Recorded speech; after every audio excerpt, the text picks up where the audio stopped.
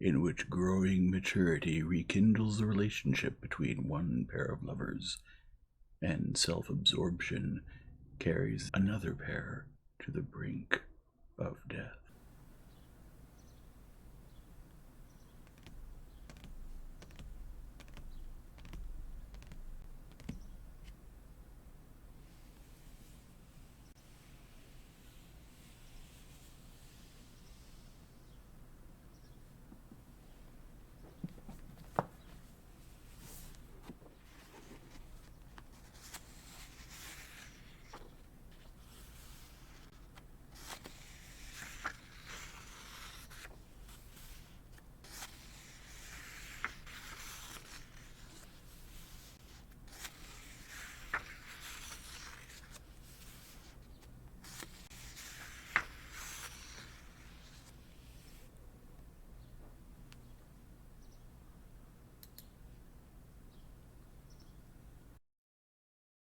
Chapter 20.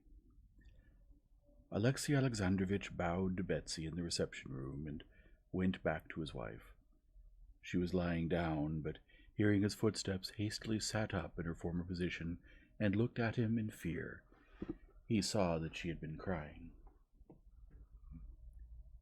"I'm very grateful for your confidence in me," he meekly repeated in Russian the phrase he had spoken in French when Betsy was there, and sat down next to her.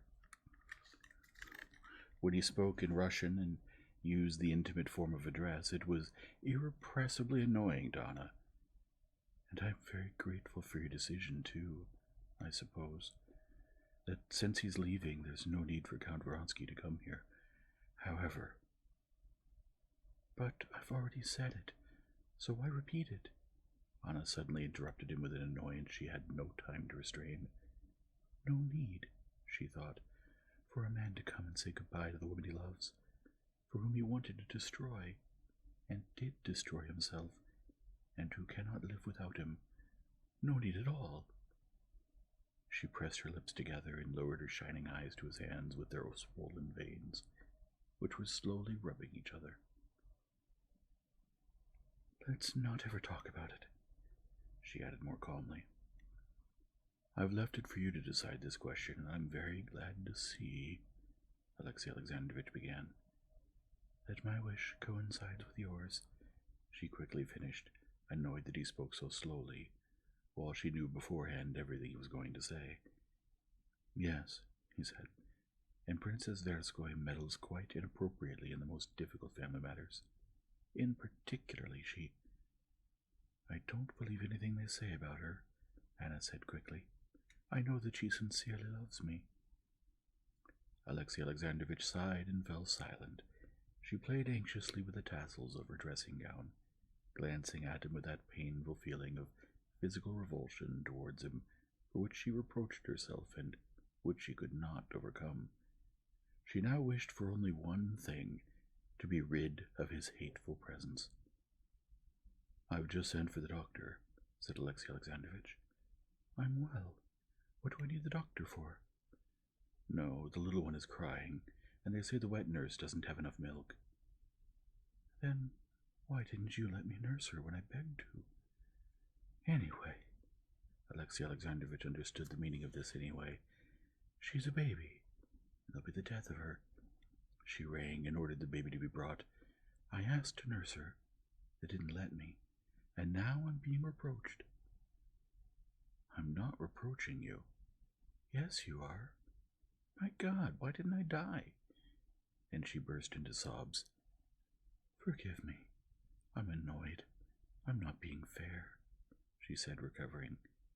"But do go." "No, it cannot remain like this," Alexey Alexandrovitch said resolutely to himself after leaving his wife.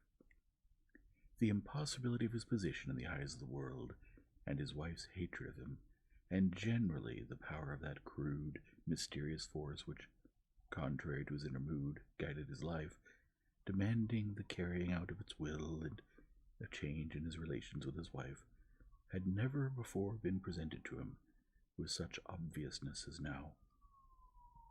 He saw clearly that his wife and the whole of society demanded something of him, but precisely what he could not understand.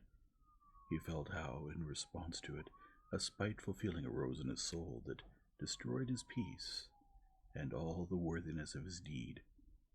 He considered that for Anna it would be better to break connection with Vronsky, but if they all regarded it as impossible, he was even prepared to allow these relations again, so long as the children were not disgraced and he was not deprived of them or forced to change his position. Bad as that was, it would still be better than a breakup, which would put her in a hopeless, shameful position and deprive him of everything he loved. But he felt powerless. He knew beforehand that everything was against him, and that he would not be allowed to do what now seemed to him so natural and good, but would be forced to do what was bad, but seemed to them the proper thing.